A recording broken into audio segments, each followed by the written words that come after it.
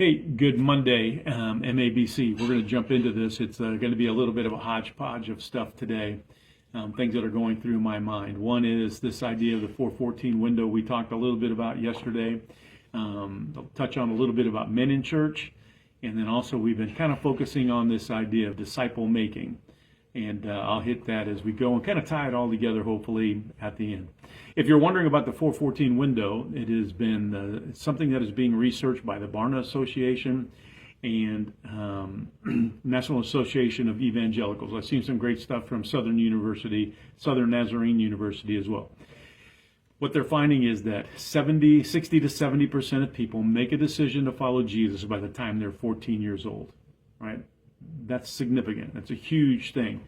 After that, 14 to 18, the number drops down to about 15% of people make a decision in that age group to follow Jesus. And after they turn 18, studies show that you really only have about a 6% chance of getting somebody to make a decision for Jesus.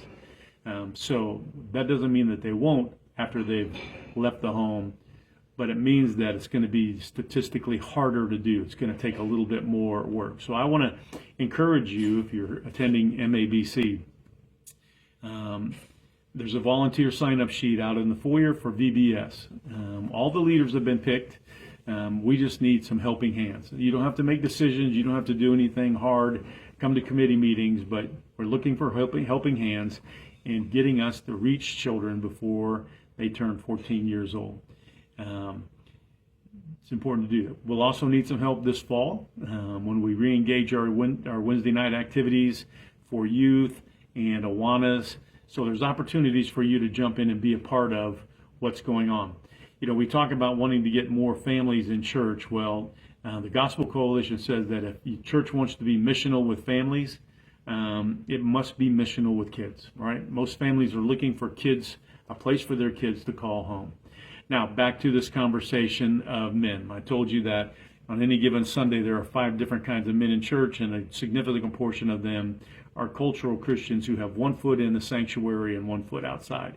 They've never really made a commitment to Christ. They come to church to please their wife, or they know it's good for their kids, but not necessarily good for them.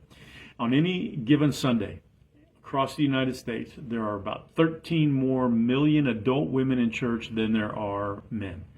So what does that mean for us? Well, I think that means that we need to be intentional about reaching men. And that's significant. Research shows that a father's individual church attendance has a massive impact on whether children continue attending church as adults.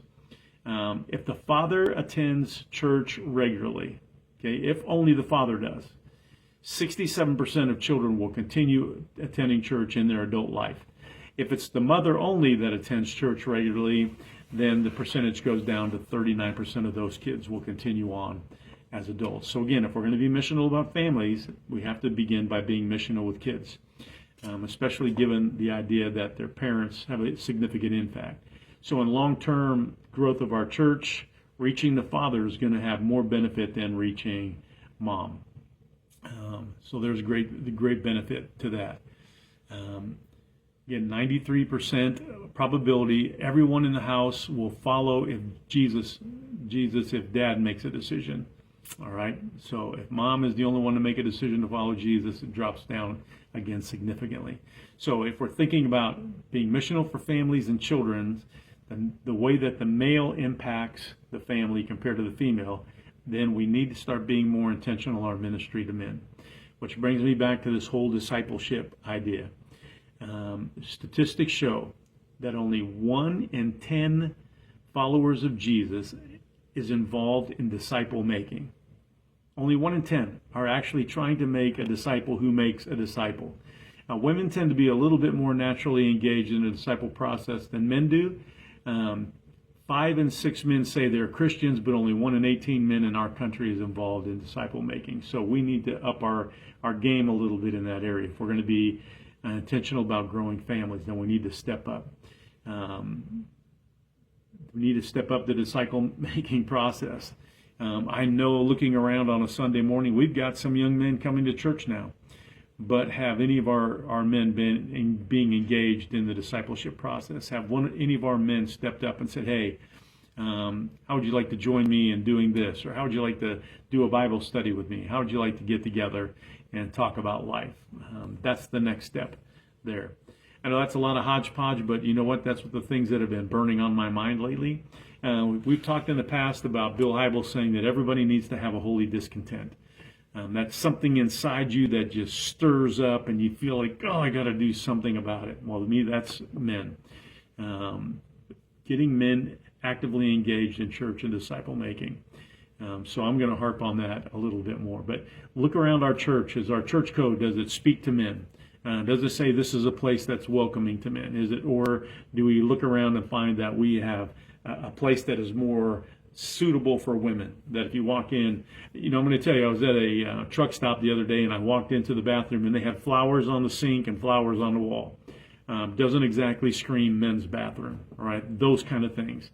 Men greeting men. Got some work to do, but that's my holy discontent. You should have a holy discontent as well, and you should have somebody on your radar in terms of disciple making. Don't be the 1 in 10. Be the 2nd in 10, the 3rd in 10, the 4th in 10. It'd be great if we had 10 out of 10 in our church being involved in disciple making. Have a great week. Cooler weather ahead. Even more rain. We look forward to seeing you this coming Sunday at Meridian Avenue Baptist Church.